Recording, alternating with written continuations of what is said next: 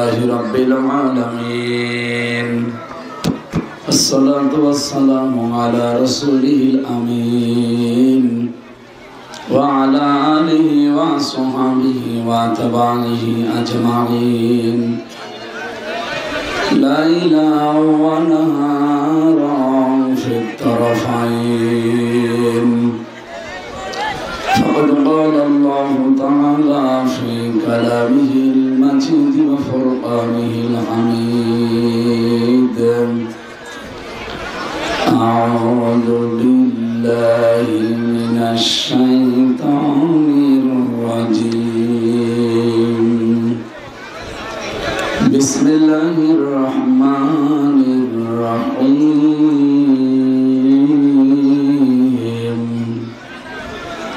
هاي আপনারা আওয়াজ বন্ধ করুন বন্ধ দাঁড়িয়ে আছে দাঁড়িয়ে থাক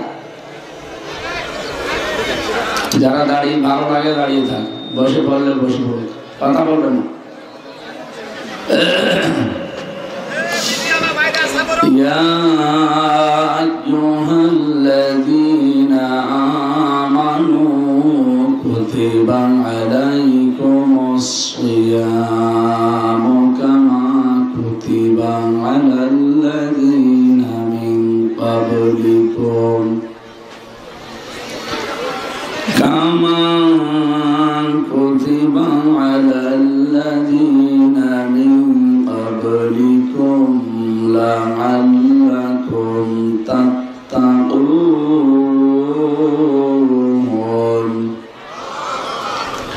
أياما معدودات فمن كان منكم مريضا أو على سفر فعدة من أيام أخر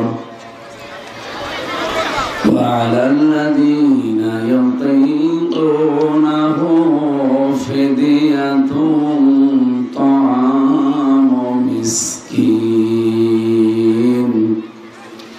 فمن تطوع خيرا فهو خير له وأن تصوموا خير لكم إن كنتم تعلمون صدقت يا ربنا اللهم صل على মেয়েদের জায়গা করেননি সব এখানে কেন তাই বলে এভাবে হবে একটা কিছু দিয়ে দেবেন না বাবা শাহজালাল সব হালাল হয়ে যাচ্ছে হ্যাঁ ঠিক আছে এখন আর কিছু করার নেই যেভাবে আজ থাক ওদেরও তো শোনা লাগবে বসেন আপনারা চুপ করে বসেন মেয়েরা যেখানে জায়গা পান ওই যে আপনাদের ওই সমস্ত জায়গায় যে বসে পড়ে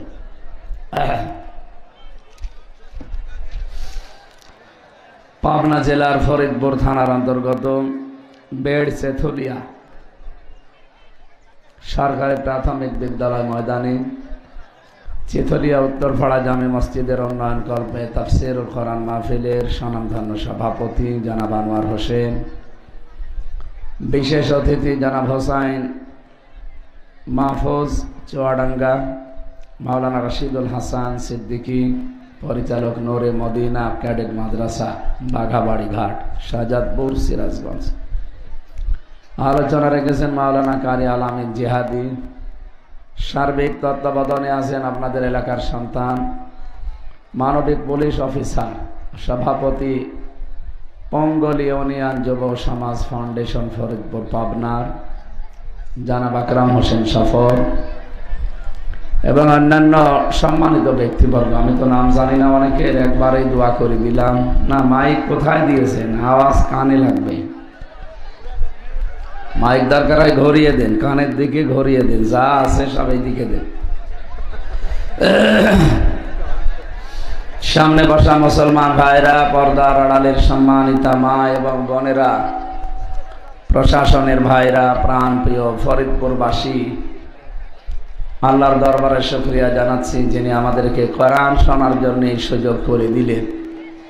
পৃথিবীতে তিনটা কাজে সময় ব্যয় করলে, সম্পদ ব্যয় করলে কিয়ামতে আল্লাহ হিসাব নেবেন না, তার ভেতরে এটা একটা। কোরআনের জন্য যদি কেউ সময় ব্যয় করে, সম্পদ ব্যয় করে, কিয়ামতে ওই সময় এবং সম্পদের হিসাব আল্লাহ নিজে আর নেবেন না। সুবহানাল্লাহ। এই অনুষ্ঠানটা সাজাতে এলাকার যত মানুষ, এই নিয়ত ছিল যে কোরআন এখানে মানুষ জানবে, প্রচার হবে। যারা এর সাথে জড়িত আছে, অর্থ দিয়ে হোক, সময় দিয়ে হোক, সাপোর্ট দিয়ে হোক, যেভাবে আপনি সমর্থন দিয়েছেন, কিয়ামতে ওইটা হিসাবের বাইরে রাখবে আল্লাহ। 2 নম্বরে, যে মানুষগুলো তার পরিবারস্থ লোকদের জন্য অর্থ সম্পদ খরচ করে, কিয়ামতের ওই অর্থ আল্লাহ হিসাব নেবে না। 3 নম্বরে, যারা জিহাদের ময়দানে কাজ করে, নিজে যদি যেতে না পারে, যারা কাজ করে জিহাদের ময়দানে, তাদের পেছনে আপনার অর্থ সম্পদ খরচ করা লাগবে, তাহলে ওই টাকাও আল্লাহর হিসাবের বাইরে রাখবে। এই জন্য আমাদের উচিত, আমাদের সারাটা জীবন যেন কোরআন কেন্দ্রিক ব্যয় হয়। নারী হোক আর পুরুষ হোক, আল্লাহর কাছে যেন জবাব দেওয়াই না লাগে। বলে না আমি যে আল্লাহ আমাদেরকে এরকম একটা সুন্দর ব্যবস্থা করে দিলেন, দিনের বেলায় যদিও আমাদের কাজ, অনেক কাজ, সব বাদ দিয়ে একটা প্রত্যন্ত অঞ্চল, এটা এই জায়গাতে বহু মানুষ আল্লাহ রাব্বুল আলামিনের বান্দা বান্দিরা এখানে বাস করে। সবাই মিলে এসেছে আমরা আল্লাহর কালাম শোনার জন্যে। আমাদের কথাবার্তার হয়তো ভুল ত্রুটি থাকতে পারে, আল্লাহর কথায় কোনো ভুল হওয়ার সম্ভাবনা আছে? কোনো ত্রুটি আছে? না, কোনো সন্দেহ নেই। মিথ্যা তো দূরের কথা। জন্য যে কিতাব থেকে কথা শোনার জন্য বসেছি, সামনে যেহেতু একটা পবিত্র মাস ছায়া ফেলতে যাচ্ছে, তার নাম রমজান। আর মাত্র 2 দিন আছে। এই ছেলে, এখানে গল্প করো কেন? কথা বলা যাবে না। রহমত, মাগফিরাত, নাজাতের বার্তা নিয়ে অলরেডি আমাদের কাছে চলে এসেছে। সাহাবা একরাম রমজান আসার 6 মাস আগে দোয়া করতেন, আল্লাহ আমার হায়াতটা তুমি রমজান পর্যন্ত বাড়িয়ে দাও। রমজানে অল্প কাজে অধিক নেকি পাওয়া যায়। আর আমাদের জীবনের জন্য এইটা টার্গেট হয় যে আমি আখেরাত কামাই করবো। আর দুনিয়া মাজরাতুল আখিরাহ, এই পৃথিবীটা আখেরাতের শস্য ক্ষেত। যে বিভিন্ন জায়গায় শস্য ক্ষেতগুলো দেখতে পাচ্ছেন, এটা যখন উৎপন্ন হয়, বড় হয়, কৃষক বাড়ি নিয়ে যায়। বলেন তো, যখন গোলা এবং নিজেদের ঘর, রান্নাঘর, বিভিন্ন জায়গায় ফসলগুলো মানুষ রেখে দেয়, জায়গা হচ্ছে না, বিভিন্ন জায়গায় ছড়িয়ে ছিটিয়ে আছে। কৃষক যারা, তাদের রাগ হয় না যে এত ফসল হওয়ার দরকার কি? এরকম রাগ করে? ফসল যত বেশি হয়, ঘরে গোলায় না ধরুক, তারপরও আরো বেশি হোক। তাফসীর মাহফিলে দেখেন স্রোতের মতো মানুষ বিভিন্ন জায়গা থেকে যে আসতেছে। আপনারা যা ঘিরেছিলেন পরিপূর্ণ হয়ে গেছে দিনের বেলায়ও। রাতের বেলা হলে এটা আরো জাঁকজমক হতো, কারণ আমাদের এই ভারত, বাংলাদেশ, পাকিস্তান, এই সমস্ত দেশে কোরআনের আলোচনাগুলো রাতের বেলায় বেশি হয়। আমরা অন্যান্য দেশে গিয়ে দেখেছি না, রাতের বেলা ওদের অনুষ্ঠান খুব কম হয়, দিনে হয় একটা অডিটোরিয়ামের ভেতরে, অথবা কোনো জায়গায় যেখানে সেমিনার, সিম্পোজিয়াম হয়, এরকম জায়গায়। আমাদের দেশে ওই ব্যবস্থাগুলো কম। আর বিশেষ করে এটা তো গ্রাম অঞ্চল, এখানে তো অডিটোরিয়ামই নেই। আমাদের এইটা এখন অডিটোরিয়াম নাকি? হ্যাঁ, আমাদের বাংলা অডিটোরিয়াম। যারা এসেছেন সত্যি কোরআনে কারিমের কথা শোনার জন্য, রমজান মাস এত গুরুত্বপূর্ণ। 6 মাস আগে যদি সাহাবীরা বলে আমার হায়াত বাড়িয়ে দিও, আমি যেন নেকির কাজ বেশি করতে পারি। 1 মাস রোজা রাখার পরে আবার দোয়া করতেন, আল্লাহ যেটা পেলাম এই 1 মাসে, বাকি 6 মাস যেন আবার এইভাবেই চলতে পারি। তাহলে পুরা জীবন 12টা মাস রমজান কেন্দ্রিক চলতো তাদের জীবন। কথা বলেন ঠিক কিনা? আমাদের জীবন তো সাহাবীদের মতো যদি আল্লাহর দরবারে কবুল হতে হয়, রমজান কেন্দ্রিক জীবন চালানো লাগবে না? কতগুলো বার্তা নিয়ে রমজান আসতেছে। আপনি যদি এগুলো নিতে না পারেন, প্রতি বছরে বছরে রমজান আসবে চলে যাবে, আপনার কিছুই হবে না। আমি আজকে ছোট বাচ্চাটা নিয়ে গিয়েছিলাম ডাক্তারের কাছে সকালে 11টায়। ডাক্তার প্রথমে ওজন দিল, ও 6 মাস বয়স, ওজন হয়েছে মনে হয় 11 কেজি। এর আগে 3 মাসে নিয়ে গিয়েছিলাম, ওই সময় ছিল 10.5 কেজি। এই 3 মাসে বৃদ্ধি হয়েছে মাত্র 3 কেজি। আমি এখান থেকে যেটা বোঝাতে চাই, রমজানের সাথে মিলিয়ে আকরাম সাহেবের বয়স 40 হবে না, 38। যদি রোজা রাখতে আরম্ভ করে অন্তত 15 বছর থেকে, তাহলে কত বছর রোজা রাখছে বলেন? 23 বছর একাধারে রোজা রেখেছে। ওই 15 বছর আগে যা রোজা রেখে যেরকম ছিল, যে চরিত্র, মানে ওনার যা কাজ কারবার, ওই রকমই এখন আছে না? 23 বছরের রোজার দ্বারা কিছু পাল্টিয়েছে না? কিছুই পাল্টায়। যদি পাল্টাতে পারে, রমজান ওনার জন্য একটা নিয়ামত। আর 23 বছর আগেও 10 কেজি ছিল, এখন ওই 10 কেজি আছে। তাহলে উনি অসুস্থ না সুস্থ বলেন? বলেন। এই জন্য আমরা এখানে কথা বলা যাবে না। বসেন, আপনি দাঁড়িয়ে আছেন কেন? মুরব্বী বসেন, বসেন।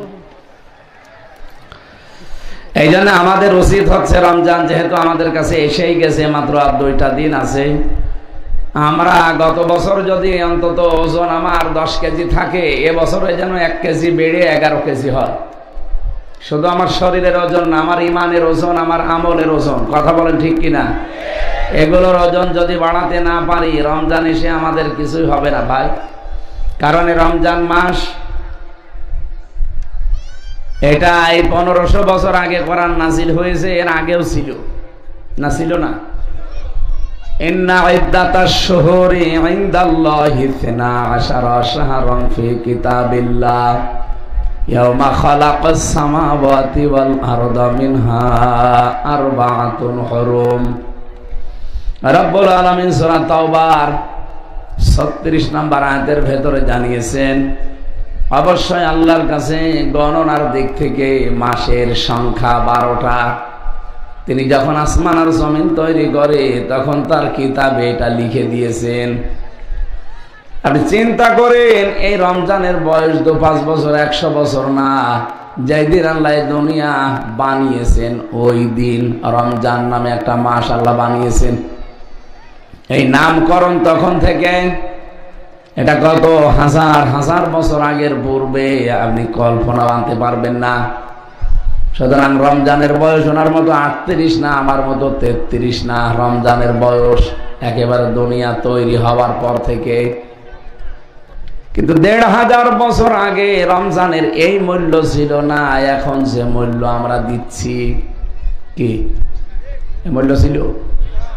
এখন আপনি 70 বার সুবহানাল্লাহ বললে যে সওয়াব পাবেন। রমজান মাস আরম্ভ হয়ে গেলে মাত্র 1 বার বলবেন, ওই একই সওয়াব হবে। একবারে 70 বার। এখন 70 রাকাত নামাজ পড়ে যা সওয়াব পাবেন, রমজানে 1 রাকাত নামাজে তাই পাওয়া যাবে। এখন 70 টাকা দান করলে যে সওয়াব হবে, মাত্র রমজান আর 2 দিন পর, চাঁদ ওঠার পরে পরে যদি কেউ একটা মাসের ভেতরে 1 টাকাও দান করে, 70 টাকা দানের সওয়াব পাবে। এত মর্যাদা, এত মূল্য শুধু একটাই কারণে, বিবাহে হাজারো বরযাত্রী আছে, আসল কে? আরো জোরে বলেন। এত যে মর্যাদা, মূল্য আপনাকে মেয়ের বাবা দেয়, একটাই কারণ, কারণ আপনাদের সাথে জামাই আছে, বর আছে। জামাই না থেকে যদি 1000 না 100 মানুষও যায় মেয়ের বাড়িতে, পিটিয়ে ভর্তা বানিয়ে ফেলবে। ভান্ডামি করতে এসেছে। যদিও বরযাত্রীর এই সিস্টেমটা ইসলামে নেই, আর এটা আমি বাইরের দেশে পাইনি। মুসলিম দেশে যতগুলো দেশ ভ্রমণ করেছি, কোন দেশে বরযাত্রীর সিস্টেম নেই, শুধু বাংলাদেশে আর ভারতে। এই 2টা দেশের মানুষ যে কোথা থেকে ইসলাম পেয়েছে আল্লাহ ভালো জানে। ইসলামে আছে ওলিমা, কি আছে? অলিমা বলেন তো, ছেলের বাড়ি হয় না মেয়ের বাড়ি? হ্যাঁ, করেছেন আপনি? করেন। আপনারা বলে করবো কি, আমি নিজেও করি। আসলে সিস্টেম নেই তো করবো কি করে? ফ্যানটা ওইদিকে সরিয়ে দেন, ওদিকে সরিয়ে দেন বললাম। ঠিক আছে। এখানে মেয়েরা বসে আছে, মেয়ের বাবারা বড় ভাইরাও এখানে আছে, এমনকি যারা বিয়ে করবে তারাও আছে। করে ফেলেছে যারা, তারা তো শেষ। তাদের না, এখনো যদি করতে ইচ্ছে হয় তা সামনে শ্বশুর বাড়ির 100-200 মানুষ নিয়ে এসে খাওয়িয়ে দেবে। কি আপনার তাও অন্তত আদায় হবে। এতদিন করিনি, ওইটা আমি ভুল ক্রমে এখন আদায় করে দিলাম। যেহেতু ইসলামে এটা নিয়ে আজকে থেকে তওবা করা লাগবে যে না, এখন থেকে কেউ বরযাত্রী দাওয়াত দিলেও আমি যাব না, কারণ বরযাত্রী যাওয়া জায়েজ নেই। এমনকি মেয়ের বাবার বাড়ি থেকে যদি এই জামাইয়ের বাড়ির লোকজন বিনা অনুমতিতে একটা, তার খুশি ছাড়া, আবার শোনেন, শুধু অনুমতি না, তার খুশি ছাড়া যদি একটা পানও খায়, ওইটাও হারাম। আর দেশে পান না, টুটি পর্যন্ত খায়। আবার যাওয়ার সময় বলে, কে রান্না করেছে? 10 পিস গোশত পেয়েছিলাম, দাঁতের ফাঁকাও বন্ধ হয়নি। তোর যে দাঁতের ফাঁকা, তো 10 পিসে বন্ধ হবে না, 14 পিস লাগবে। মেয়েদের যে সম্মান ইসলাম দিয়েছে, তার ভেতরে অন্যতম এটা। আমাদের দেশে শুধু ইসলাম নেই, এই জন্য আজ মেয়েরা নিগৃহীত, অপমানিত, অপদস্থ। আল্লাহর কসম, ইসলাম যদি দেশে এসে যায়, সবচাইতে বেশি সম্মানে আর নিরাপদে থাকবে মেয়েরা।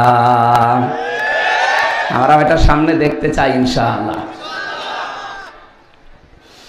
মেয়েকে বিয়ে করতে হলে আরো মেয়ের বাবাকে আপনাকে টাকা দিয়ে রাজি করানো লাগবে। মেয়ে লোককে আল্লাহ এভাবে বানিয়েছে। হযরতে আদম আলাইহিস সালাম জান্নাতের ভেতরে সর্বপ্রথম যেদিন হাওয়াকে দেখেছিলেন, ওই দিনই তাকিয়েছেন এবং ধরতে গেছেন। রব্বুল আলামিন বলেন, সুজ্জিনা লিন্নাসি হুব্বুশ শাহাওয়াতি মিনান নিসা।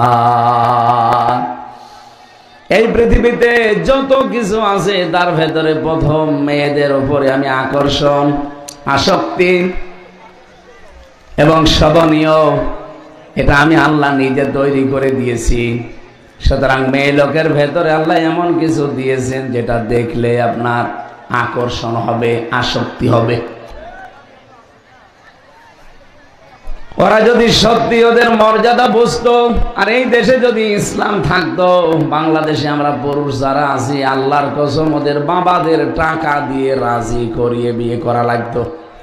অথচ এখন ইসলাম না থাকার কারণে উল্টা আরো যৌতুক দেওয়া লাগে। কথা বলেন ঠিক কিনা? হযরতে আদম আলাইহিস সালামকে আল্লাহ বললেন, না, ওদিকে তাকানো যাবে না, ধরাও যাবে না। হযরতে আদম বলেছিলেন, আল্লাহ তাকানো যায়, ধরা যায় কি করলে? বিয়ে করা লাগবে। আমি রাজি আছি। রাজি থাকলে হবে না, দেন মোহর দেওয়া লাগবে। আমি এখানে কি দেন মোহর পাবো কোথায়? রব্বুল আলামিন ওই দিন আমাদের নবীর সম্মানের কারণে বলেছিলেন, 10 বার মুহাম্মাদুর রাসূলুল্লাহর নামে দরুদ পড়ো, এইটাই দেন মোহর হিসাবে মেনে নিলাম। আমার এইটা বলা উদ্দেশ্য না, উদ্দেশ্য আছে মেয়েদের দাম কোথায় আপনি চিন্তা করেছেন? দেন মোহরের টাকা আগে তার হাতে ধরিয়ে দেওয়া লাগবে। কিন্তু সিস্টেমটা আজ আমাদের দেশে পাল্টানোই গেল না। 2 বার মেয়েদেরকে আমরা ক্ষমতায় পাঠালাম, তারাও নিজেদের মর্যাদাটা প্রতিষ্ঠা করতে পারে নাই। হাসিনা খালেদা পারতো না যে বাংলাদেশে কোনো দিন আর কোনো মেয়ের বাবাকে যৌতুক দেওয়া লাগবে না, এটা পারতো না। শুধু একবার আদেশ দিলেই হয়ে যেত, আর আমরা পালন করতে বাধ্য হতাম। এখানে ধরেন এই এলাকায় 5 কিলোমিটারের ভেতরে কোনো পানি নেই। এই এদিকে তাকান, 5 কিলোমিটারের ভেতরে কোনো পানি নেই, অথচ পিপাসায় আপনার কলিজা ফেটে যায়। কি করবেন? এলাকায় আছে শুধুমাত্র ডাব, কিন্তু এক একটা ডাব 1000 টাকা। জীবন বাঁচাতে হলে আমার মনে হয় আমরা অনেকেই 1000 টাকা দিয়েও ডাব কিনে খাবো। একটা ডাবের জন্য যদি আপনি মাত্র 5 কিলো দূরে গেলেই পানি পাবেন না, যে 1000 টাকা খরচ করেন। আপনি জানেন মেয়েদের মর্যাদা আল্লাহ কত দিয়েছেন? এই মানুষগুলো যদি সত্যিই তাদের মর্যাদাকে ঠিক রেখে এদেশে ইসলামটা কায়েম থাকতো, ওদেরকে 1000 টাকা না কোটি কোটি টাকা মানুষ দেওয়ার জন্য রেডি ছিল যে আমি বিয়ে করতে চাই। কারণ পুরুষ মানুষ কন্ট্রোল হওয়ার জন্য বিয়ে ছাড়া যা আছে সব অবৈধ। আমি তার নিজে অবৈধ কাজ করে জাহান্নামে যেতে পারি না, এই জন্য বাধ্য হয়ে অন্তত যা উপায় করতাম তাই দিয়ে হলো আমি অন্তত মেয়েকে বিয়ে করে নিয়ে আসতাম। আমি যে কথা তুলেছিলাম, এত দামি জিনিস রমজান এর আগেও ছিল, কিন্তু দাম ছিল না, শুধুমাত্র দাম বেড়ে গেছে রমজানের কোরআনের কারণে। শাহরু রমাদানাল্লাযী উনজিলা ফীহিল কোরআন। আল্লাহ বলেন এই সেই মাস, এর আগেও তো ছিল, কিন্তু দাম ছিল না, মর্যাদা ছিল না, কেউ গুরুত্বও দিত না। সফর আসলে যেমন মনে করে, রবিউল আউয়াল আসলে মনে করে, রমজান আসলে ওই মনে করত। কিন্তু কোরআনে কারীম নাজিল হওয়ার পর থেকে রমজানটা পাল্টিয়ে গেছে। নবীজি বলেন রমজানের প্রথম তারিখ যখন আরম্ভ হয়, জান্নাতের সব দরজা আল্লাহ খুলে দেয়, জাহান্নামের যত দরজা আছে সব বন্ধ হয়ে যায়, শয়তান শৃঙ্খলিত হয়ে যায়, তাকে শিকল দিয়ে বেঁধে রাখা হয়। প্রশ্ন আসতে পারে, জান্নাতের দরজা খোলা, জাহান্নামের দরজা বন্ধ, শয়তানও বাধা, এরপরও রমজানেও অনেকে শয়তানি করে। কি করে করবে? শয়তান তো বাধা। এই যে ফ্যানটা চলছিল, বললাম বন্ধ করে দেন, একে টিপ দেওয়ার পরে 1 সেকেন্ডে বন্ধ হয়ে গেছে। বলেন, কমপক্ষে 1 মিনিট পর্যন্ত ঘোরার পরে বন্ধ হয়েছে। ওর একটা ফোর্স ছিল, ওটা বন্ধ হতে সময় লেগেছে কয় মিনিট? এদিকে তাকান, কয় মিনিট? আপনি 11 মাস যে অপরাধগুলো করেন, যে ব্যবহারগুলো করেন, বাকি 1 মাস শয়তান বাধা আছে, কিন্তু আপনার ওই প্রবণতা তো বাধা নেই, চলতেছে। লোহা গরম করার পরে যদি রেখে দেন 1 সেকেন্ডে ঠান্ডা হয়ে যাবে না, ওটা অন্তত 2-4 মিনিট সময় লাগবে। 11 মাস যারা অপরাধ করে, গোনা করে, 1 মাস শয়তান বাধা আছে, তাতে কি? ও তো আর বাধা নেই, ও তো চলতে আছে। 11 মাস এভাবে চলতে চলতে 1 মাস পার হয়ে যায়, শয়তান আবার ছাড়া পেয়ে যায়, ওরে আবার শয়তান দখল করে। এই জন্য আমাদের অপরাধ বন্ধ হয় না। তার মানে শয়তান বাধা থাকার পরেও রমজানেও যদি কেউ শয়তানি কোনো কাজ করে, বুঝতে হবে ও নিজেই শয়তান হয়ে গেছে। শয়তান কাজ করে কে কে? 1 নম্বরে শয়তানের কাজ হচ্ছে ইন্নাল মুবাদ্দিরিনা কানু ইখওয়ানাশ শায়াতিন। এ পৃথিবীতে যারা অপচয় করে এরা কিন্তু শয়তানের ভাই। এরা কি? আরো জোরে বলেন। কোরআন শরীফের ভেতরে এমন কোন অপরাধের কথা আমি পাইনি যে অপরাধ করলে আল্লাহ বলেছেন তুই শয়তানের ভাই, নেই।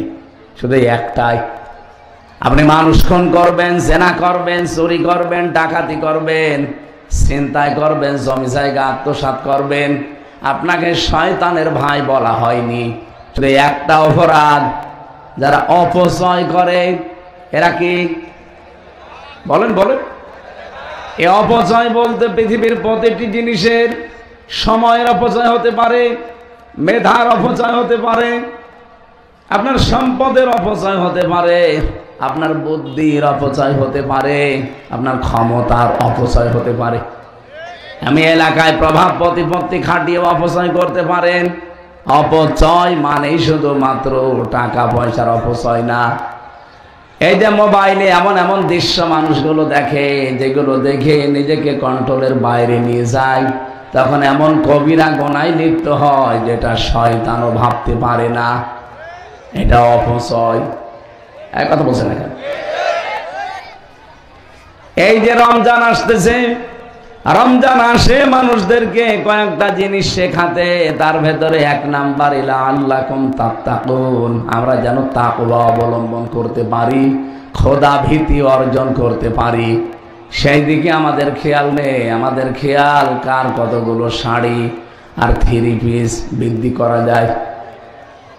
মেয়েরা যারা এসেছেন যেহেতু গ্রাম অঞ্চল, আর রেকর্ড হচ্ছে এই কারণে আরো বলছি, যার স্বামীর যার বাবার যতটুকু ইনকাম, আপনি অতটুকু ইনকামের উপরে নিজের চাহিদাকে সীমিত রাখবেন, তাহলে খাদিজাতুল কুবরার সাথে জান্নাতে যেতে পারবেন।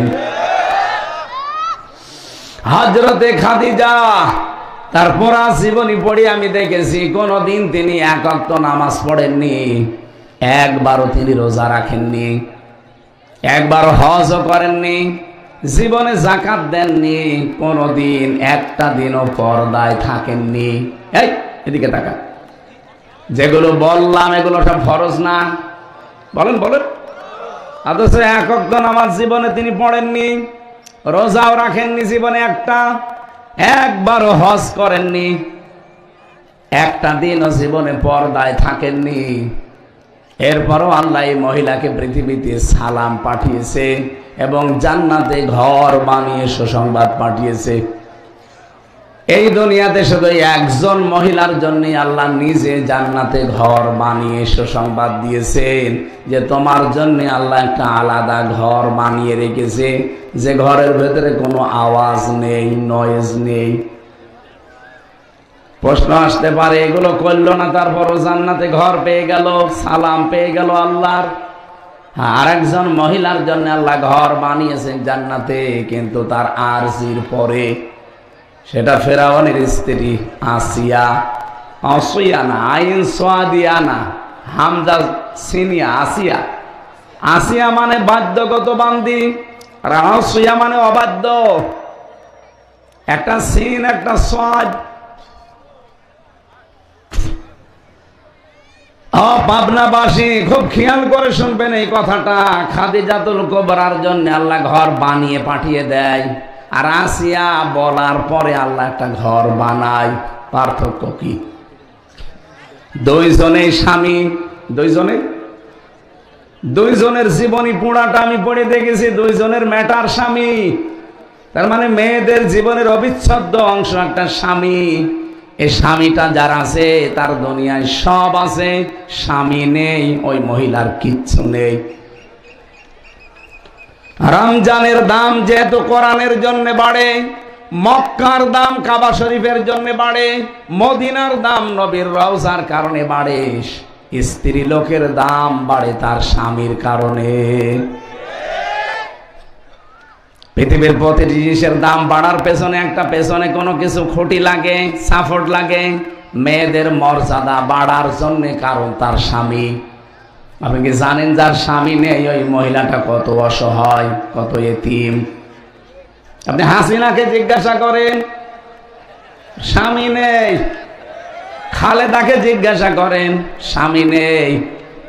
রওশনের সাথে জিজ্ঞাসা করেন, স্বামী নেই। কত অসহায় তারা। এখন যদি কোনো মানুষ টিটকারি করে হাসিনারে দিয়ে, কিছুই বলতে পারবে না, কারণ স্বামী নেই। এই জন্য অনেকে টিটকারি মারেও, এমনকি মোদি দাদার সাথে বলে মোদির বউ নাই, হাসিনার স্বামী না। স্বামী থাকলে কথা বলতে পারতো। সম্মানিতা মেয়েরা, এবার আমি 1 মিনিটে এই পয়েন্টটা শেষ করব খুব ভালো করে। হযরতে খাদিজাতুল কুবরা একটা মাত্র কারণে তিনি জান্নাতে ঘর পেয়েছেন এবং আল্লাহর সালাম এই পৃথিবীতে পেয়েছে। এই একটাই মাত্র মহিলা যাকে আল্লাহ সালাম দিয়েছে। অথচ নামাজ নেই সারা জীবনে এক ওয়াক্ত, রোজা করেননি একটাও, হজ করেননি, জীবনে কোনোদিন একটা দিনও পর্দায় থাকেননি। যতগুলো কিতাব তার জীবনের উপরে আমি পড়েছি, হাদিস পড়েছি, তার সম্পর্কে একটাই মাত্র কারণ পেয়েছি, তিনি তার স্বামী মুহাম্মদ রাসূলুল্লাহর জন্য সব উজাড় করে দিয়েছিলেন। এত বড় ধনী, ওই জামানায় 13 জন ধনী মানুষ ছিল। পুরা আরব জাহানের ভেতরে হযরতে খাদিজাতুল কুবরা 7 নাম্বার ধনীর তালিকা ছিল। সুবহানাল্লাহ বলতে পারেন? সম্পদ কত থাকতে পারে বলেন তো? বাংলাদেশের মতো 14টা দেশ জোড়া দিলে যত বড় হয়, আরব দেশ একাই অত বড়। ওই বিশাল আরবের ভেতরে যত ধনী ছিল, তার 7 নাম্বার ধনী ছিল হযরতে খাদিজা, 3 নাম্বার ধনী ছিল মুহাম্মদুর রাসূলুল্লাহর জামাই হযরতে উসমান গনি। এত বড় বড় ধনী মানুষগুলো ইসলামে এসেছে। নিজের স্ত্রী খাদিজা নবীজির জন্য শব্দ উজাড় করে দিয়েছে। এমনকি যার সম্পদ ছিল সব নবীকে দিয়ে বলছে, সব আপনি ইসলামের জন্য ব্যয় করবেন। আপনি এখান থেকে একটা কিছু নিতে পারেন না, আপনি আর কয় টাকার মালিক বলেন তো? খাদিজার তুলনায় আপনি তো কিছুই না। তাকে খাদিজাতুত তাহেরা বলা হয়, খাদিজাতুল কুবরা বলা হয়। ওই যে জাহিলিয়াতের যুগেও তিনি তার চরিত্রকে পবিত্র রেখেছিলেন। এরকম একজন মানের মহিলা, যারে আল্লাহ নিজে আরশ থেকে সালাম পাঠায়, এই মহিলা তার স্বামীর জন্য সব উজাড় করে দিয়েছিলেন। বিয়ের পর দিন থেকে শুরু করে যতদিন বেঁচে ছিলেন, নবীজির সাথে মাত্র 15 বছর সংসার করেছিলেন। কত বছর বলেন? 15 বছরে তাকে 4টা মেয়ে 2টা ছেলে উপহার দিয়েছে। এই মেয়েটা হযরতে খাদিজাতুল কুবরার পেটে নবীজির 6টা সন্তান এসেছিল, 2টা ছেলে 4টা মেয়ে। 15 বছরের ভেতরে কোনো দিন তিনি স্বামী যতদিন দিনের কাজে, ইসলামের কাজে, মানবতার কাজে বাইরে থাকতো, একদিনের জন্য হযরতে খাদিজা বিছানার সাথে পিঠ লাগিয়ে ঘুমাননি। যখন স্বামী আসতেন একবার ডাক দিতেন, দরজা খুলে যেত। নবীজি বলেন, খাদিজা তুমি কি ঘুমাও না? হযরতে খাদিজা বলেছিলেন, রাসূল বিয়ের পর দিন থেকে আমার অভ্যাস হয়ে গেছে, আপনি বাইরে থাকেন দিনের কাজে, ইসলামের কাজে, মানবতার সেবায়।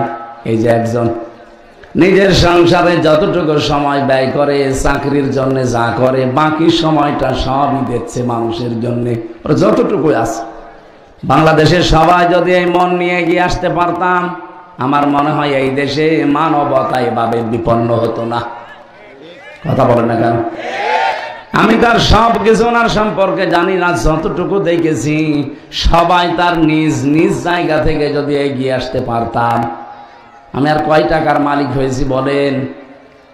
3টা বছর জালেমরা আমার জেলখানায় রেখে আমার বাবা এবং আমাকে পঙ্গু করে দিয়েছে, বিশেষ করে শারীরিক, মানসিক এবং অর্থনৈতিকভাবে একেবারে পাগল করে দিয়েছে।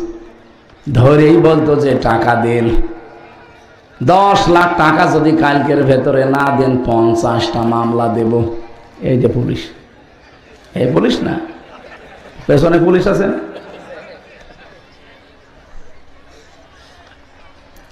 এরপরও যতটুকু এসেছে, আমি যেহেতু একটা চাকরি করি আকিজ গ্রুপের, ওদের কেন্দ্রীয় মসজিদের খতিব আমি ঢাকাতে, এই জন্য যতটুকু চাহিদা আমার আছে সবই ওরা দিয়ে দেয়। যেই কয় টাকা এবার এসেছে, যদিও সম্পদের উপরে 1 বছর পার না হলে যাকাত আসে না। আপনি যদি 5 লাখ টাকার মালিক হন, কিন্তু 11 মাস, তাহলে মানে এখনো 1 মাস না হলে আপনি যাকাত দিতে পারবেন না। আপনার যাকাত দেওয়া ফরজ না। একটা সম্পদের উপরে কতদিন পার হওয়া লাগবে বলেন? 1 বছর। তা আমি জেল থেকে বের হওয়ার পর থেকে আমার ওই চাকরি এবং একটা ব্যবসা আছে, ওই ব্যবসার আপনাদের এই টাকা দিয়ে যেই কয় টাকার মালিক আমি হয়েছি, 1 বছর কিন্তু এখনো পার হয়নি, কারণ এর আগের টাকা তো সবই সরকার নিয়ে নিয়েছে। তারপরও হিসাব করে এবার দেখেছি এই রমজানের প্রথম দিন থেকে অন্তত প্রতিটি বাড়িতে বাড়িতে 2000 টাকার করে খাবার আমি একেবারে লাইন করে করে দিয়ে আসব। বাংলাদেশের প্রতিটি মানুষ যেরকম মন তৈরি করতে পারতো, এই দেশে অভাবী মানুষ থাকতো না। হযরতে খাদিজা এইটাই বলেছিলেন, স্বামী আমার আপনি বাইরে আছেন দিনের কাজে, মানবতার কাজে, ইসলামের কাজে, আর আমি আরামে ঘুমিয়ে থাকবো, আমার ঘুম আসতে চাই না। এই জন্য যতক্ষণ আপনি না আসেন, ঘুম যদি লেগেও যায় আমি দরজার সাথে পিঠ দিয়ে হেলান দিয়ে ঘুমাই। একে কাজটাতে আল্লাহ এত বেশি খুশি হয়েছিলেন, স্বামীর এই অপেক্ষায় থাকাকে আল্লাহ নিজে তাকে সালাম পাঠিয়েছেন।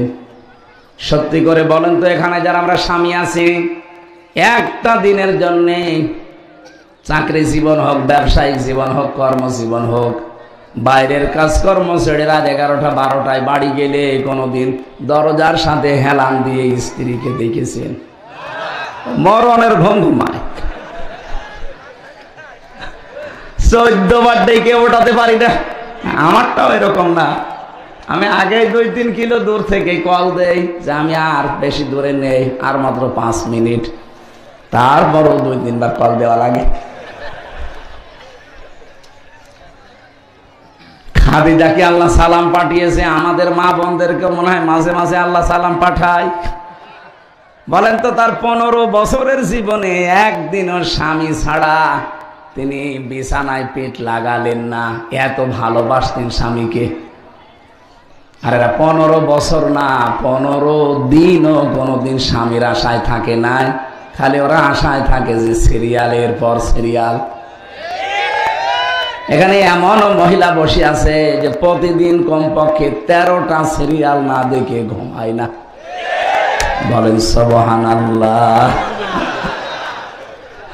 আমাকে বেশি বলে ফেললাম না, সবাই না, অনেকে আছে। সম্মানিত মা বোনেরা, যে সিরিয়ালগুলো দেখেন, বলেন তো আপনার ইমান থেকেই বলেন, কোনোদিন এখান থেকে শিক্ষা নেওয়ার মতো কিছু পেয়েছেন? না, পেয়েছেন। কি করে শাশুড়ির সাথে গন্ডগোল করা লাগে, কি করে স্বামীর মনে দুঃখ দেওয়া লাগে, এইগুলো ওরা শিখায়। আর এটা আমি না, ওই দেশের মমতা ব্যানার্জি, এই যে পশ্চিমবঙ্গের প্রধানমন্ত্রী, যিনি মুখ্যমন্ত্রী, উনি এই কথা জানিয়েছে যে ভারতের এই সিরিয়ালগুলোতে, বিশেষ করে জি বাংলা, জি সিনেমায় কোনো শিক্ষা নেই, শুধু ঘর ভাঙার শিক্ষা আর স্বামী স্ত্রীর গন্ডগোলের শিক্ষা। একজন হিন্দু মেয়ে লোক হয়ে যদি এটা বলতে পারে, আপনি মুসলমান বোঝেন না? এই উগ্রপন্থী হিন্দুদের এটা একটা সূক্ষ্ম ষড়যন্ত্র। এর দ্বারা হাজারো পরিবারে পর্দা তো নষ্ট হচ্ছে, স্বামী স্ত্রীর ভেতরে আমার মনে হয় পরিবারটা জাহান্নাম বানিয়ে ফেলেছে। হ্যাঁ, এই গ্রাম অঞ্চলে হয়তো এগুলো নেই। হ্যাঁ, এলাকায় তো কারেন্টই নেই, আছে। অন্তত রমজান আসতেছে সামনে, আজকে তওবা করে যান যে রমজান সামনে আসতেছে। আমি তওবা করলাম, আজকে থেকে অন্তত 1 মাস আমি আর এই 13টা সিরিয়ালের একটাও দেখবো না। কারা রাজি আছেন হাত তোলেন তো। আপনারা দেখেন না, আমি জানি, ওরা আপনারা দেখবেন কখন? অনেক সময় আছে মাঠে খাটতে খাটতে জীবন বেরিয়ে যাচ্ছে, আপনি দেখবেন কখন? দেখে যারা, ওরা একটাও হাত তোলেনি, তার মানে ওরা 1 মাসও বন্ধ করবে না। রোজার মাসে যদি আপনি এটা বন্ধ না করেন, আপনি তো আরো সে যাওয়া ছাড়া বন্ধ করবেন। জেলখানায় থাকাকালীন একটা ছেলে, যুবক ছেলে এই বয়সের, ও গাঁজার গাছ লাগিয়েছে ভেতরে, টবের ভেতর, যে পানির যে বোতল আছে উপরে কেটে ফেলে দিয়ে মাটি দিয়ে ওর ভেতরে গাঁজার গাছ লাগিয়েছে। জেলার তো হিন্দু মানুষ এসে বলছে, এই বেটা গাঁজার গাছ লাগালি, বীজ পেলি কোথায়? বলছে, স্যার আমি বাইরে গিয়েছিলাম ওই যে আদালতে হাজিরা দিতে, ওখানে তো আমার হিতাকাঙ্ক্ষীরা আছে, আসার সময় কয়টা টোপলা দিয়েছিল, তো সবগুলো তো আনতে পারি নাই, একটাই মুখের ভেতরে নিয়েছিলাম, গাঁজার বীজের পোটলা। জেলখানায় ঢোকাতেই কিন্তু পরীক্ষা করে মেশিন দিয়ে, বের করার সময়ও পরীক্ষা করে। ঢোকানোর সময় যে মেশিনে তুলে দিয়েছে স্ক্যান করার জন্য, ধরা পড়েনি, কারণ এমন জায়গায় নিয়েছিলাম, ওঠেনি। ভেতরে চলে এসেছি, এসে গাঁজার গাছ লাগিয়েছে 2 মাস আগে। দেখেন স্যার কত বড় হয়েছে। জেলার বলছে, শয়তান, তোরে পুলিশে ধরে দিল জেলখানায় গাঁজা খাওয়ার কারণে, আর তুই ভেতরে এসে গাঁজার গাছ লাগালি, তোরে তো স্বর্গে দেওয়া লাগবে। ও তো জান্নাত বিশ্বাস করে না, হিন্দু মানুষ কি বলছে, তো স্বর্গে দেওয়া লাগবে তোরে।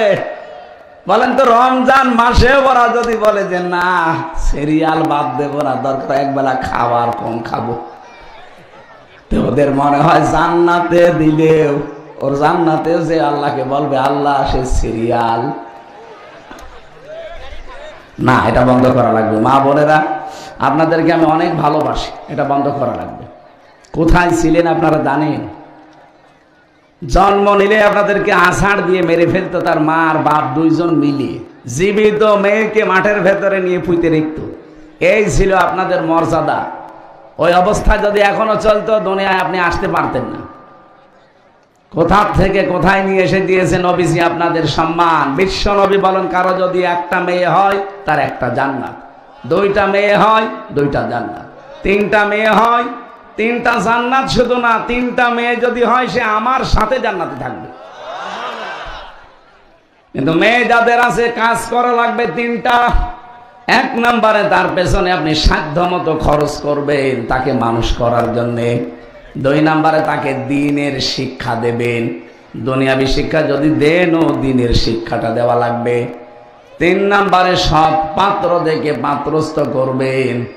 এই তিনটা দায়িত্ব যদি কোনো বাবা মার বড় ভাই এরা পালন করতে পারে, নবীজি বলেন জান্নাতে আমার সাথে এভাবে পাশাপাশি থাকবে। কোথায় নিয়ে এসেছে আপনি টের পাচ্ছেন?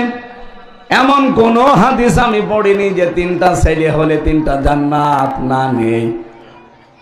অথচ অনেক মানুষ এখানে বাবা আমরা বসে আছি, মেয়ে হলেই কেমন যেন মন খারাপ হয়ে যায়।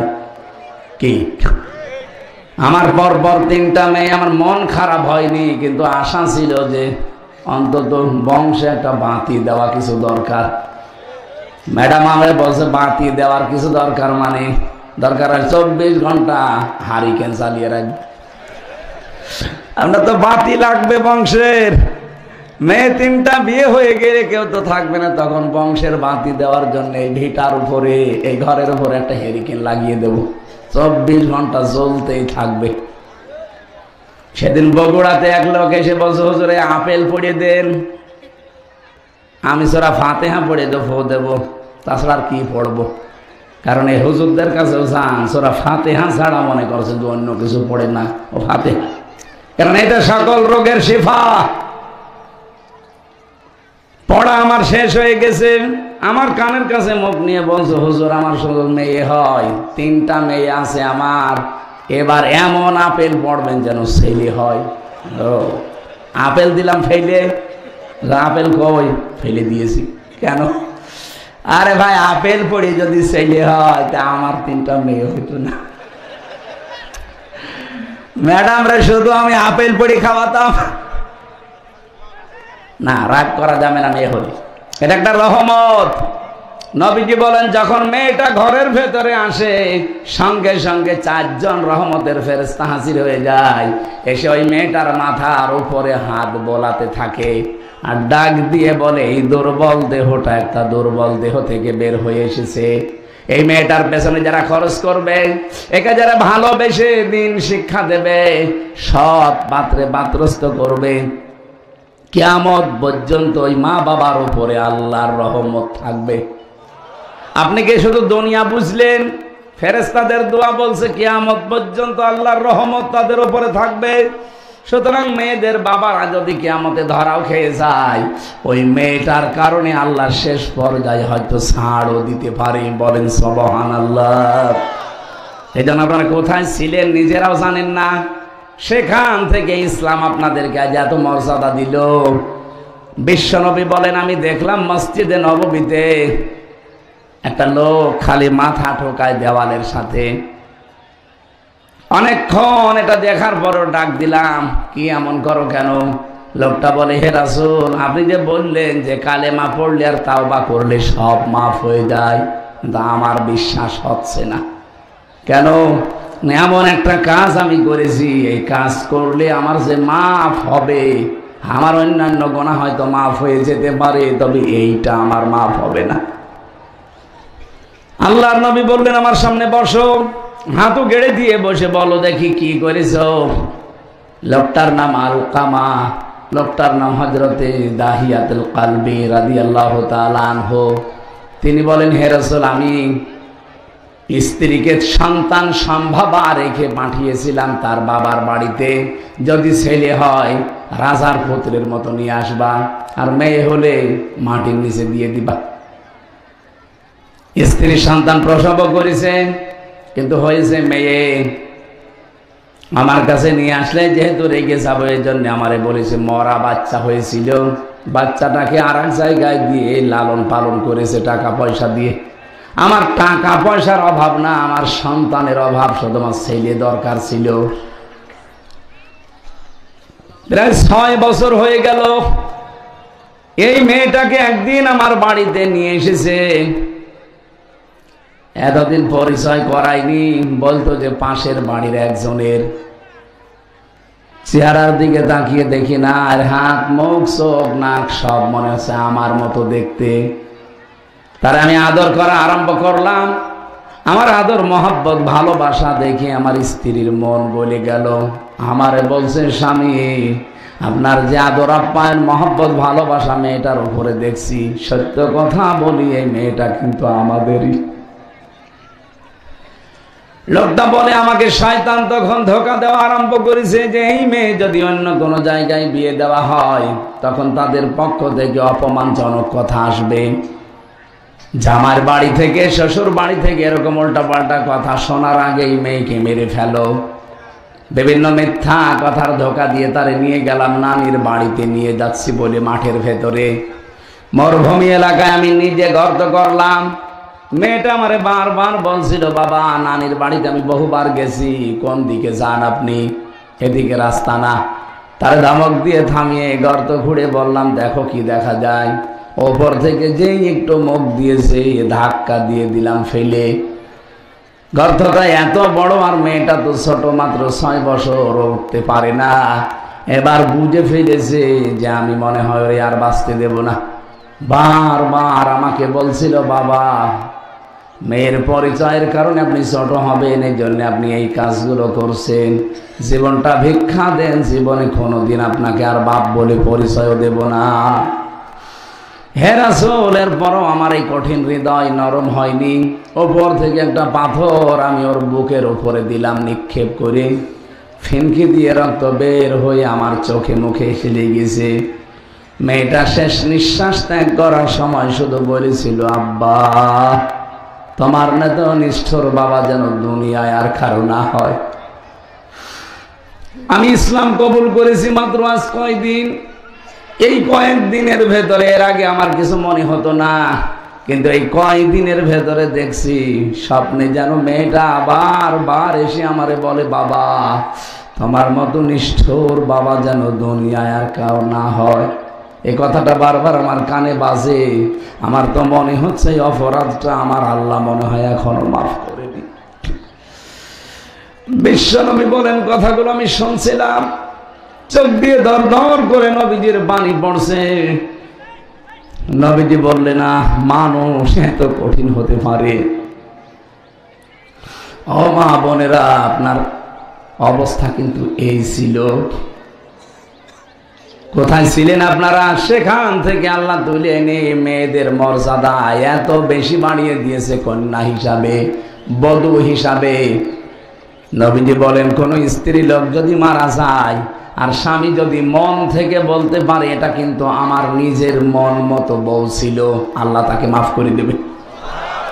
আর আমি কোরআন শরীফ সামনে না মাথায় নিয়ে বলতে পারি, এখানে যত হারামি বসে আছে, একটা স্বামী যদি মন থেকে কোরআনে হাত দিয়ে বলতে পারে যে আমার বউ আমার কাছে 100% মন মতো, কেউ পারবে না।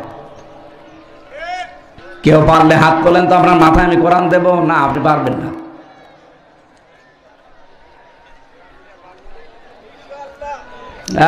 আমি হাঁসের খোরাকি দেইনি। বলেন তো, এখানে বিবাহিত কত হাজার হাজার মানুষ আমরা বসে আছি, মাত্র একজন মানুষ বলছে যে আমার বউ আমার মন মতো। তার মানে আমরা কি স্বামী না? মা বোনেরা কি করছেন আপনারা ভাবেন? শুধু নামাজ পড়ে রোজা রেখে কালো বোরকা পরে জীবনও জান্নাত যেতে পারবেন না। স্বামীর মনে দুঃখ দেওয়া আর আরশের গায়ে ধাক্কা দেওয়া একই কথা। এখানে হাজারো স্বামী বসে আছে, আমি জানি এরা মানসিক রোগী, একটাই মাত্র কারণ তার বউ। কোরআনে কারীম জানিয়েছে অমিন আয়াতিহি আন খালাকা লাকুম মিন আনফুসিকুম আজওয়াজান লিতাসকুনু ইলাইহা ওয়া জাআলা বাইনাকুম মাওয়াদ্দাতান ওয়া রাহমা। আমার যত সৃষ্টি আছে এর ভেতরে অন্যতম সৃষ্টি হচ্ছে আমি তোমাদের থেকে তোমাদের জোড়া তৈরি করি। স্বামীর থেকে তার স্ত্রীকে আমি আল্লাহ বানিয়েছি। আমি চাই যে দুইজন দুইজনের কাছে আসে শান্তি পাবে, অথচ আমাদের পরিবারটা হয়ে গেছে শান্তির পরিবারে অশান্তির গর্ত। কেউ আমরা শান্তিতে নেই। এজন্য আশা করছি আজকে থেকে ওয়াজটা মেনে চলবেন।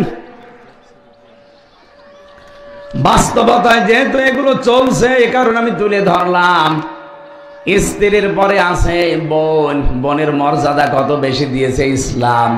আজ বাংলাদেশে বহু মানুষ দেখা যায় নিজের বোনের সম্পদকে শুধু মাঠের জমি জায়গা দেয়, বাড়ির জমি জায়গা দেয় না। এরকম ভাই নেই? কথা বলে না কেন? না না, সাহাবা একরাম পানি খাওয়ার গিলাস পর্যন্ত ভাগ করে দিয়ে দিতেন। যে হাঁড়িতে রান্না বান্না হয়, যে কড়াইতে রান্না করে, ওইটাও ভাগ করে অদা অদি করে দিয়ে দিতেন। আর আপনি খালি মাঠের জমি দিয়ে দেন বোনকে, বাড়ির জমি দিতে চান না কেন? তাকে কি তার বাবা জন্ম দেয়নি? আপনি যদি মোজাম্মেল হকের জমি জায়গা মেরে দেন আপনার একটা গোনা হবে, আর যদি বোনের জমি কেউ মেরে খান আপনার ডবল গোনা হবে। একটা জুলুম আর একটা শরীক ফাঁকি দেওয়া। এজন্য শুধু মাঠের টানা, শুধু দোকান না, বাড়ির ভেটার জমি হিসাব করে হয় টাকা দেবেন না জমি দেবেন। কথা বলেন না কেন? এই শরীক যারা ফাঁকি দিচ্ছেন আপনার নামাজ কবুল হচ্ছে না। সামনে রোজা রাখবেন, রোজা একটাও কবুল হবে না।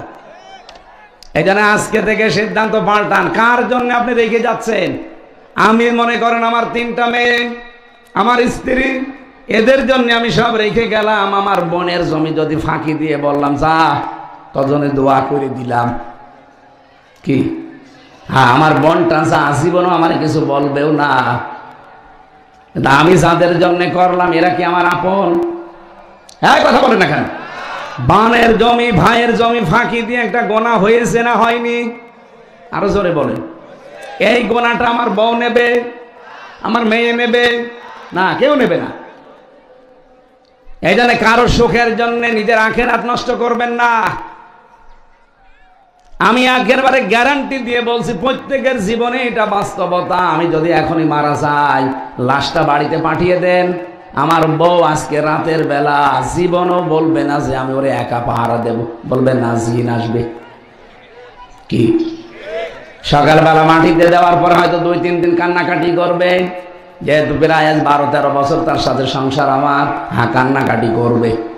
এই কান্নাকাটি করতে করতে 7-8 দিন হয়তো খাওয়া দাওয়া হালকা খাবে। 4 মাস 10 দিনের ভেতরে ওর বাবা আর মা এসে আমার বাবা মাকে বলবে চলেন, নিয়ে চলেন। আর কতদিন রাখবো মেয়ে, আমি অন্য জায়গায় বিয়ে দিতে চাই। কি এটা জায়েজ নেই? যেহেতু বিয়ে দিয়ে দেবে, 4 মাস 10 দিন পার হয়ে গেলে 7 দিন পরে বলবে ওর বাবাকে কল দিয়ে, আব্বা হামজা তো আর কি ছিল, এখন যে জামাই পেয়েছি ও হামজার চাইতে আরো 100 গুণ ভালো। দেখলেন, যারা বিয়ে করেন তারাও ঠিক বলছে। এইটাই দুনিয়া। এটা কি? এইটাই দুনিয়া। এই জন্য বনের সম্পদ ফাঁকি দেওয়া যাবে না। এরপরে তো মা, মায়ের মর্যাদা তো আল্লাহর পরে। কি কথা বলেন না কেন? অথচ হাজারো সন্তান মা বাবাকে আজ আলাদা করে দিচ্ছে, বড় ভাইয়ের ভেতরে দিয়ে দিচ্ছে। হাজার হাজার সন্তান মানসিক রোগী এই কারণে, শুধু নিজের মা বাবাকে সাথে রাখতে পারে না। এই জন্যে আমি তো কোনো দিন চাই না, আমি যত স্বামীর মন দেখেছি এদের মনের কথা এই, কোনো স্বামী চাই না যে আমার মা বাবা আলাদা হয়ে যাক। আমি খেয়ে থাকি না খেয়ে থাকি, আমার মা বাবা আমার সাথে থাকবে। বলেন বলেন। কিন্তু 100টা প্রায় 98টা মহিলারা চায় না যে আমার শাশুড়ি শ্বশুর আমার সাথে থাক। এরা খালি বলে আলাদা করে দিন, তা আপনার কি ছেলে আর নেই? তাদের কাছে থাকতে পারেন না? কি বেশি বলে ফেললাম? এখানেই তো বসে আছে, জিজ্ঞাসা করেন তো, হাত ধরে ধরে বলেন। নিজের মা বাবা হলে জীবন ও স্বামীকে বলতে পারতো যে আমার মা বাবা আমাদের সাথে থাকে, এ থাকবে না, এদেরকেও তাড়িয়ে দাও, জীবনও কোনো মহিলা বলবে না। কেন? এইটাও তো মা বাবা, তো একই জিনিস, শুধু এটা আপনার এটা আমার, ওদের বয়সও তো প্রায় একই। কোন কারণে আপনি মনটা এভাবে ছোট করে রাখেন? কয়দিন থাকবেন আর? এখন যদি আপনার 40 বছর হয়, আর খুব বেশি হলো 40 বছর পরে মাটির নিচে চলে যাবেন। এ দুনিয়া যেভাবে আছে এভাবে চলতে থাকবে। আর 100 বছর পরে যদি আপনি আবার এই ফরিদপুরে ফিরে আসেন, যে বাড়িতে এখন বসবাস করছেন, ওই বাড়িতে আপনাকে উঠতেও দেবে না। এই কথা বলছেন না কেন? আমার বাবার নাম রিয়াজউদ্দিন, তার বাবার নাম জাহান আলী, তার বাবার নাম নমাজ আলী, এরপরে আমি আর চিনি না। এখন ওই নমাজ আলীর বাবা যদি এখন এসে বলে যে এই কুষ্টিয়ার 2 তলা বাড়ি আমার, এই ভিটা আমি বানিয়েছিলাম, আমি কিনেছিলাম, আমি এখানে থাকতে চাই, পাবনাবাসী বলেন তো আমার ওই যে নমাজ আলীর বাবাকে তারে আমি উঠতে দেব? কিসের নমাজ আলীর বাবা আপনি? আমি তো নমাজ আলীকে চিনি না। তাহলে এইরকম দুনিয়ার জন্য কেন আপনি আখেরাত নষ্ট করবেন? যার যা হক আছে 100 ভাগ পালন করা লাগবে। আমি সহ যারা আছি তার নিজের দায়িত্ব যেন পঙ্খানো পালন করতে পারি, এই রমজান এই শিক্ষায় আমাদের দিচ্ছে। বলেন আমিন। এখানে একটা ফরজ বিধানের কথা আল্লাহ আমাদেরকে জানিয়েছেন। এই মাহফিলটা বাস্তবায়ন আসলে কয়েকদিন ধরে তো এরা বেশি আয়োজনও করতে পারি না। আর যেহেতু গ্রাম অঞ্চল, এখানে তো একজনই 5 লাখ টাকা দেয় এরকম না, 2 টাকা 5 টাকা দেয়। এখানে আপনারা যা নিয়ে এসেছেন অনেকে এখনো দিতে পারেননি। যারা যা পারেন, আমি 2-3 মিনিট সময় ওনার জন্য দিচ্ছি, আর এভাবে মাহফিল দেওয়ার দরকার নেই। যারা যাচ্ছে আপনারা একটু দয়া করে একটা নিয়ত করে ওনাদের কাছে দিয়ে দেবেন, 10টা টাকা হলেও দেবেন, কারণ এই গ্রাম অঞ্চলে 10 টাকা অনেক বেশি। আমরা নামাজ নির্ধারিত সময়, এখনো সময় আছে, নির্ধারিত সময়ে নামাজ পড়বো, বসেন। আর আমি মেয়েদের জীবনের উপরে, সাংসারিক জীবন নিয়ে বই লিখেছিলাম, আমার এই গাড়িতে আছে। মেয়েদের জন্য নিয়ে যাবেন, মায়ের জন্য, মেয়ের জন্য, বউর জন্য নিয়ে পড়াবেন ওদেরকে। ওই বসে বসে সিরিয়াল না দেখে বইটা পড়ে আমল করতে পারলে সংসারে শান্তি আসবে। ওইটা নিয়ে যান, কাজে লাগবে। এই চলে যাচ্ছেন মানে কি আসছেন? এই চলে যাচ্ছেন মানে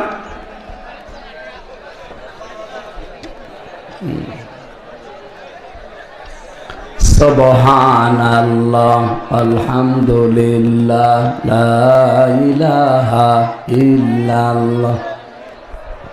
এখানে নামাজ পড়বেন ভাই। আমি এখনো নামাজ আসর পড়ি না, জোহর পড়ে চলে এসেছি, আসর আপনাদের সাথে এখানে পড়বো। আমি আপনাদের পেছনে পড়বো নামাজ, এখানে নামাজ হবে। বসেন বসেন না, আশপাশে কি মসজিদ আছে নাকি? এখানে আছে, এখানে নামাজ হবে। আশপাশে যারা মসজিদে যাবেন যান, এখানেও নামাজ হবে ইনশাল্লাহ। রমজান ফামান শাহিদা মিনকুম আশ-শাহরা ফালিয়াসুমহু, যারা রোজার মাস পাবে এসে যেন অবশ্যই রোজা রাখে। যত ক্রস আছে সব ক্রস বাদ। যে আমার গ্যাস, আমি রাখতে পারি না, না হবে না। রোজা রাখলে গ্যাস আরো ভালো হবে। পৃথিবীতে সবচাইতে বেশি সুস্থ ছিলেন হযরত নূহ আলাইহিস সালাম, 950 বছর। তিনি সারাটা জীবনই রোজা ছিলেন। এই জন্য আমাদেরও রোজা রাখা দরকার।